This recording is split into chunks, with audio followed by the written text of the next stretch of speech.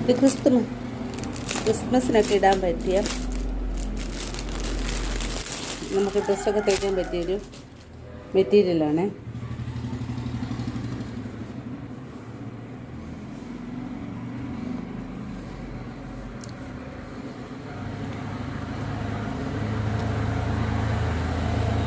കുട്ടികൾക്കൊക്കെ ഫ്രോക്ക് തയ്ക്കാൻ ജസ്റ്റ് നല്ല സോഫ്റ്റായിട്ടുള്ളൊരു ഫിനിഷിങ്ങിലുള്ളൊരു